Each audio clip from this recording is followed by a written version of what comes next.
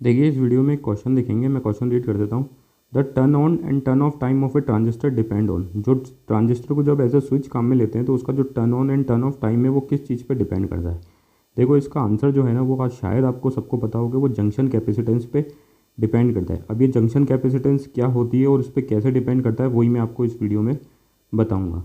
तो देखो सबसे पहले जंक्शन कैपेसिटेंस के बारे में देखते हैं, ठीक है ना। देखो मैंने यहाँ पर सिंपल सा एक पीएन जंक्शन डायोड लिया है, ठीक है। मैंने अभी ट्रांजिस्टर नहीं लिया है, मैंने क्या लिया है, पीएन जंक्शन डायोड। ये पी टाइप सेमीकंडक्टर मटेरियल है, एन टाइप सेमीकंडक्टर मटेरियल। जब इन दोनों को ज्वाइन करते हैं तो यहाँ पे जब ज्वाइन करते हैं तो ये बन जाता है एक जंक्शन। तो देखो जब इन दोनों पी टाइप और एन टाइप को ज्वाइन करते हैं ना तो क्या होता है कि जो एन साइड है वहाँ से, एन साइड में इलेक्ट्रॉन ज़्यादा है, वहाँ से जो इलेक्ट्रॉन है ना वो पी साइड की तरफ मूव करते हैं और यहाँ पे इकट्ठे हो जाते हैं पी साइड की तरफ डिफ्यूज़ होकर, ठीक है ना। और यहाँ पे क्रिएट कर देते हैं क्या, होल, मतलब पॉजिटिव चार्ज। वैसे ही यहाँ के जो पॉजिटिव चार्ज है ना वो एन डिफ्यूज़ होकर एन टाइप की तरफ मूव करते हैं और यहाँ पे इकट्ठे होते हैं। तो यहाँ पे और पॉजिटिव चार्ज बन गए और यहाँ पे इससे पॉजिटिव चार्ज लीव करता है तो यहाँ पे क्या बन जाता है, नेगेटिव चार्ज। देखो ये जो रीजन होता है ना पॉजिटिव और नेगेटिव चार्ज का जो जंक्शन के यहाँ पर, ये कहलाता है डिप्लीशन रीजन। देखो जैसे जैसे यहाँ पे पॉजिटिव और नेगेटिव चार्ज इकट्ठे होते जाते हैं ना तो आपको पता है कि एक तरफ पॉजिटिव चार्ज है और एक तरफ नेगेटिव चार्ज है तो एक इलेक्ट्रिक फील्ड सेट हो जाती है। जैसे जैसे ये इलेक्ट्रिक फील्ड ज़्यादा होती जाती है ना ये फर्दर मूवमेंट ऑफ चार्ज को क्या करती है, स्टॉप करती है। तो यहाँ पे जो चार्ज है ना वो इमोबाइल हो जाते हैं, मतलब यहाँ के जो चार्ज है वो मूव नहीं करते। तो देखो कंडक्टिविटी खत्म हो जाती है एकदम, ठीक है। तो मैं बोल सकता हूँ कि देखो एक तरफ तो है पी टाइप, ठीक है, और एक तरफ है एन टाइप, और बीच में ये जो डिप्लीशन रीजन है ये एक्ट कर रहा है कैसे, एज अ डाई इलेक्ट्रिक, क्योंकि यहाँ के जो चार्ज है वो क्या है, इमोबाइल है। तो देखो ये एक तरीके से कैपेसिटर नहीं बन गया, ये पी प्ले, ये दो प्लेट्स हैं, एक यहाँ पे पॉजिटिव चार्ज एक्यूमुलेट हुआ, यहाँ पे नेगेटिव चार्ज और बीच में डाइलेक्ट्रिक। तो जो पीएन जंक्शन है वो एक्ट कैसे करता है, एज ए कैपेसिटर, और इसी को ही बोलते हैं अपन जंक्शन कैपेसिटेंस। तो ये देखो ये जो पीएन जंक्शन है ये एक्ट कैसे कर रहा है, एज ए कैपेसिटर, ठीक है ना।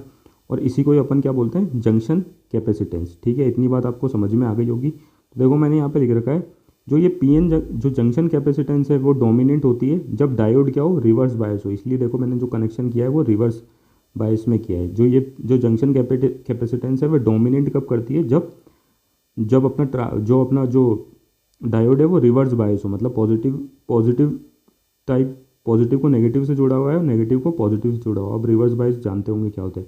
और इस जंक्शन कैपेसिटेंस का जो फॉर्मूला होता है ना वो होता है area into permittivity upon width of depletion region. अब देखो ऐसे ही अपना ट्रांजिस्टर होता है। अब ट्रांजिस्टर मैंने कौन सा लिया है, एन पी एन ट्रांजिस्टर। ये एन रीजन, ये बीच में पी रीजन और ये एन रीजन, आपको पता है ये इमीटर होता है, बीच वाला कहलाता है बेस और ये कहलाता है कलेक्टर। तो देखो यहाँ पे दो जंक्शन बनते हैं, पी एन जंक्शन बनते हैं, एक तो जंक्शन 1 और एक जंक्शन 2। तो देखो यहाँ पे भी जैसे कि मैंने आपको पहले वाले फेनोमेना में बताया, पॉजिटिव चार्ज और नेगेटिव चार्ज का मूवमेंट होगा, इलेक्ट्रिक फील्ड सेट होगी, ठीक है ना। तो ये एक्ट करेगा ये वाला जंक्शन एज अ कैपेसिटर, ये भी क्या कहलाएगा, जंक्शन कैपेसिटेंस। और जो इमीटर और बेस के बीच में जो जंक्शन कैपेसिटेंस होती है ना उसको सी पाई से डिनोट करते हैं। और वैसे यहाँ पे एक जंक्शन कैपेसिटेंस बनेगी जैसे कि आप देख रहे हो मैंने बना रखी है। ये जो बेस और कलेक्टर के बीच में जो कैपेसिटेंस होती है ना उसको डिनोट करते हैं सी म्यू से, ठीक है। तो देखो यहाँ पे दो कैपेसिटेंस बन गई, जो दो ट्रांजिस्टर में क्या बन गई, दो जंक्शन कैपेसिटेंस बन गई। अब देखो क्या होता है, कैपेसिटेंस बनी है तो इसका चार्जिंग और डिस्चार्जिंग एक्शन भी होगा कैपेसिटर का, मतलब ना, ठीक है ना। तो देखो because of charging and discharging of junction capacitance a transistor does not turn on and turn of instantly. मतलब चार्जिंग और डिस्चार्जिंग होती है ना इन जंक्शन कैपेसिटेंस की, इस वजह से क्या होता है, ना तो ट्रांजिस्टर एकदम से टर्न ऑन होता है ना ही एकदम से टर्न ऑफ होता है, ठीक है ना। किसकी वजह से, इस जंक्शन कैपेसिटेंस की वजह से, ठीक है।